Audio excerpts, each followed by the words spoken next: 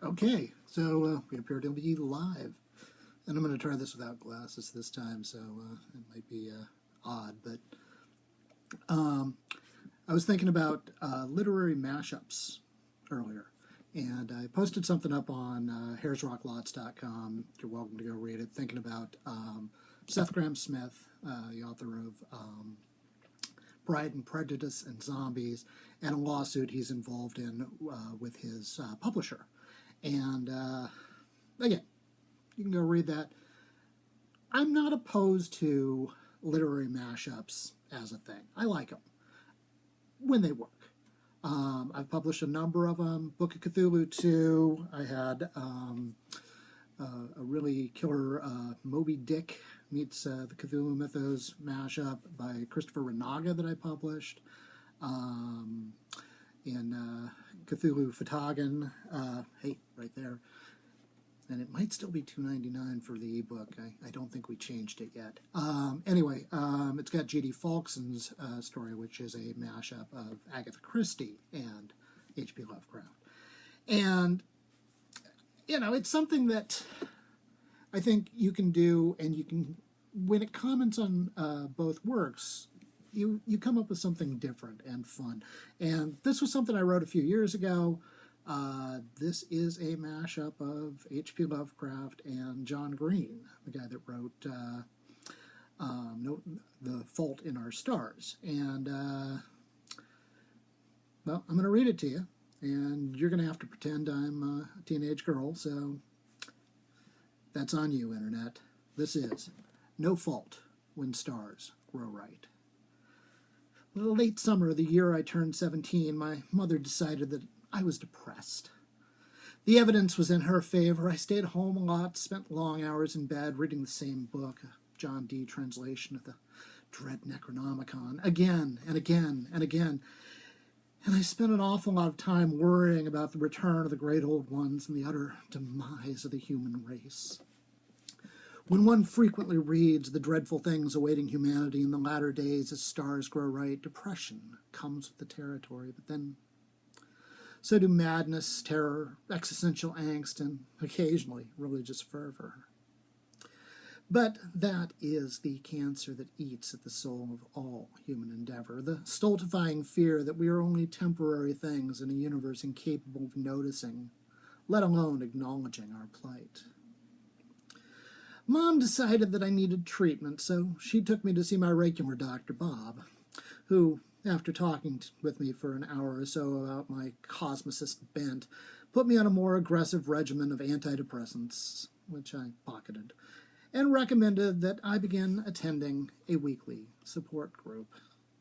The support group featured a veritable rogues gallery of depressed and disaffected teens in various conditions of disarray and disenheartenment. It was, I'm sure you understand, depressing as fuck. We would meet every Thursday night in the basement of an old Unitarian hall, now acting as Sabbath sanctuary for a group of fishy-smelling oldsters calling themselves the Esoteric Order of Dagon. We would sit in a rough circle in the dingy hall where a giant intersecting figure had been etched on the floor, looking sort of like two Christian fish symbols colliding in a massive eye, a two-tailed figure representing Mother Hydra, the all-seeing aquatic matriarch of the aforementioned New Aeon cult. I remark on this because Sunend, the support group leader and the lone so-called adult in the room, talked about the eye of Mother Hydra every meeting like some true believer on a door-to-door mission with pamphlets. We mostly rolled our eyes as he testified, and I'd sit there looking back and forth among my peers, wannabe vampires, burnout stoners, long hairs, parent punchers, sex fiends, depressoids, readers, writers, artists, and I'd realize that each was as bored and depressed and doomed as I. I thought of the sword of Damocles hanging over each of our heads as certain as a planet-killing comet or strange tentacled things crawling out of the sea, and fantasized about grasping that sword by its hilt and lopping off our fearless leader's head mid-sentence, sending it rolling into the corner like a soccer ball into the net. I should be so lucky. Here's how our typical support group meeting would go. A silly ritual repeated week to week. Most of the time, I'd only half pay attention. We'd introduce ourselves, name, age, malaise. I'm Asenath. I'm 17. I know that our species is doomed, but I keep showing up to these meetings, so I must be okay.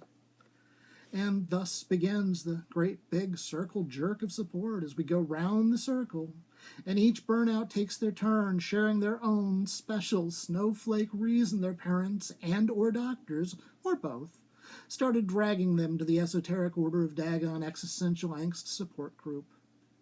I ignored most of them, preferring to picture each with their brains boiling, dripping out their gaping open mouths, or devoured slowly by giant squid, or picked apart by strange fungal beings from beyond the ex-planet Pluto, the one-upsmanship of their boasts, the endless unsuccessful suicide attempts, the cancerous rot of just soldiering on, living another day even though they were all doomed. All doomed. The only redeeming aspect of the support group from hell was Siren, a tall, skinny, long-legged kid with bulging eyes and long, dark lines on his neck. Siren came from the East Coast, some flyover fishing town that the government had blown up in the 1920s. Gangsters or bootleggers or something. He'd breathe heavily through his mouth and sigh loudly, often interrupting Sunan's boring soliloquies on the greatness that is Mother Hydra. Siren was a weird-looking kid. But there was something familiar, comforting even, about his face, like a misremembered dream. So every week I'd move a chair closer to where he tended to sit, a silent game of musical chairs as I closed in on him like a predator. The day finally came when I managed to grab the seat next to Siren. I'd arrived early in anticipation, my pulse beating a rapid tattoo of anticipation over this gangly teenager I'd only spoken to from across the room. The others filtered in.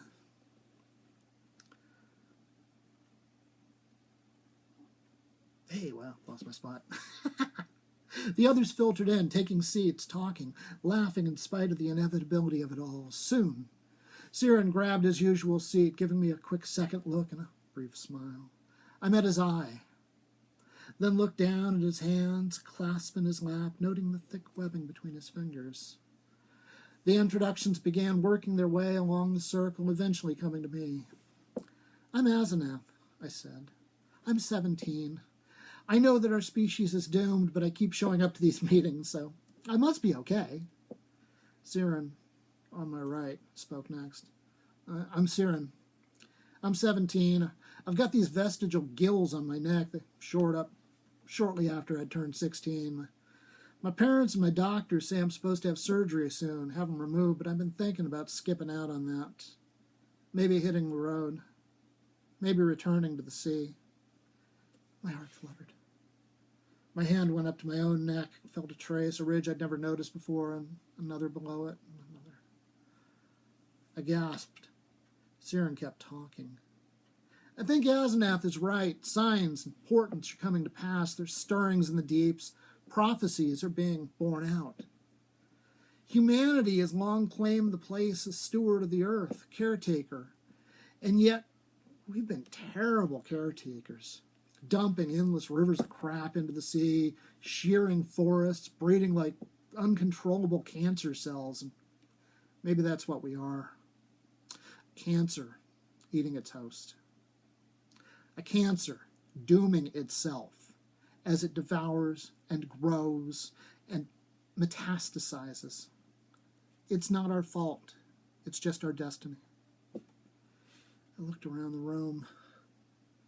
The half-dead, half-asleep eyes of our support group fellows bounced around lazily, unaware or uncaring of their ultimate fate. Sunan picked at something beneath his fingernail, yawned. Siren talked on.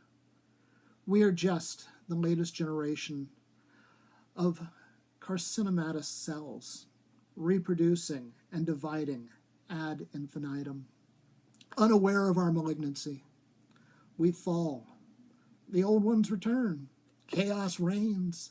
It's inevitable. I looked up at Siren, and I met his eyes. He was talking to me. Only to me. Looking back at me. Only me. I reached out. I took his hand in mine. I felt the webbing between his fingers, between my fingers. And as I held his hand, above our heads the stars grew right. The eye of Mother Hydra opened, blinked, and the end of the world began. Thank you for tuning in. That was No Fault When Stars Grow Right. I wrote that, and I hope you enjoyed it.